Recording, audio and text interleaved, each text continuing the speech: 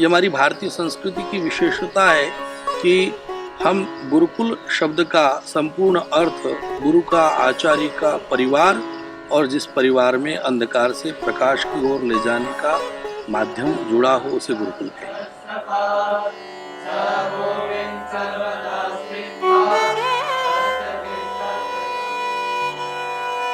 Visiting a Gurukul is as soothing experience as entering a place of worship.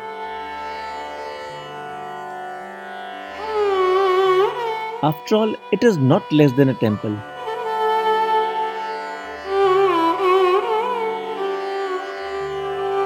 The most common impression about Gurukul is that it is an ancient way of schooling kids, where kids learn Sanskrit and Vedas to become future priests.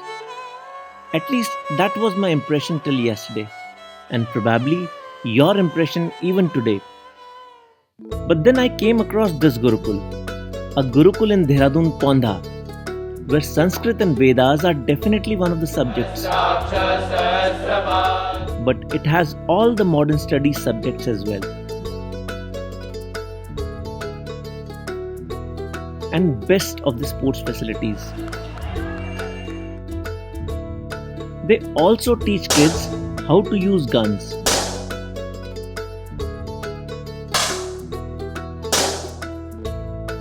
Not to hurt someone, but to win medals for the nation.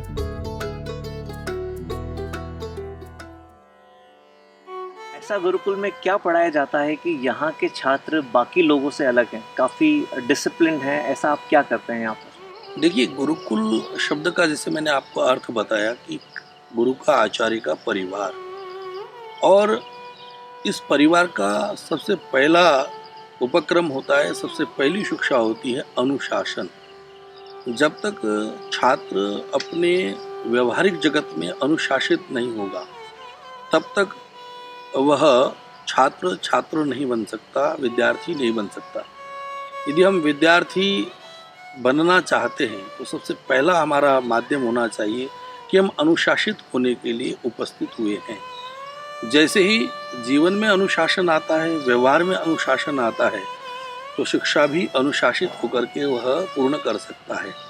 यही कारण है कि गुरुकुल में पहला चरण अनुशासन, इस पर प्रबल जोर दिया जाता है, उसके ऊपर प्रबलता रखी जाती है। उसकी वह सटीक दिनचर्या जो प्रातःकाल 4 बजे से लेकर रात्रि के 10 बजे पर्यंत तक की जो नियमित दिनचर्या है, उस बालक को वह अनुशासित होने में पूर्णतया अपना समर्थन करती है, सहयोग करती है। एक बहुत ज़रूरी सवाल गुरुजी, क्या एडमिशन लेने के लिए, इस गुरुकुल में एडमिशन लेने के लिए हिंदू होना आवश्यक है या फिर किसी जाति विशेष का होना आवश्यक है? देखिए, शिक्षा प्रत्येक बालक का मौलिक अधिकार है। वेद से हमें उपदेश प्राप्त है, हमारी परंपरा इसको आदेशित कर रही है, और ऋषिवर देवदयान सरस्वती ने सत्यार्थ प्रकाश के तृतीय समुल्लास में स्पष्ट उल्लेख किया है कि यह राजनियम होना चाहिए कि 8 वर्ष का बालक निश्चित रूप से पाठशाला में जाए, शिक्षणालय में जाए, गुरुकुल में जाए।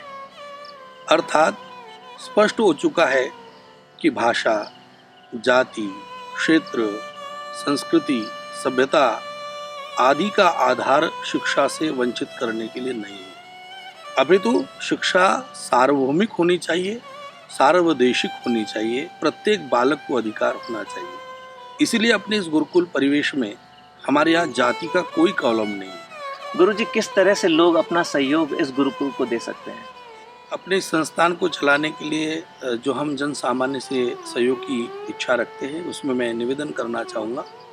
आप अपने परिवार में अपने जन्मदिन, स्मृति दिवस या अनेक प्रकार के दिवस मनाते हैं।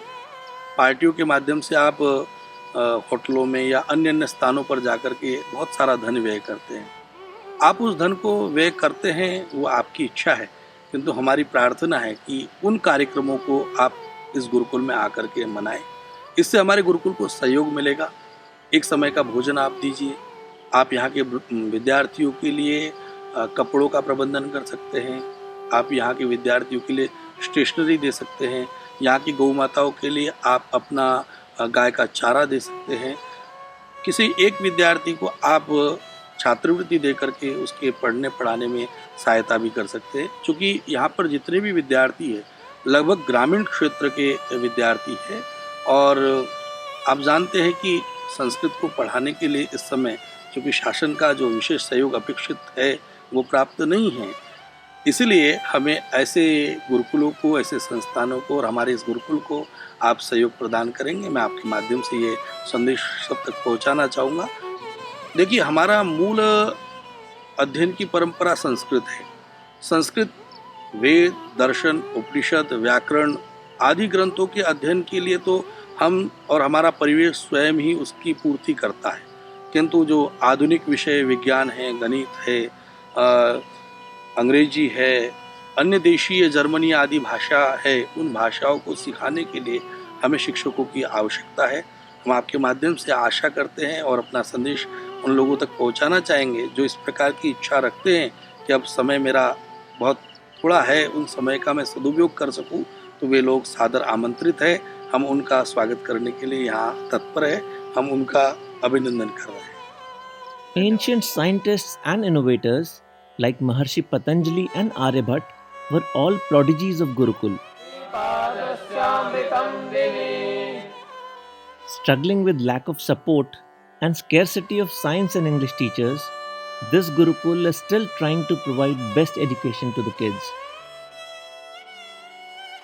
If you have time and if you have resources, I request you to please help institutions like these.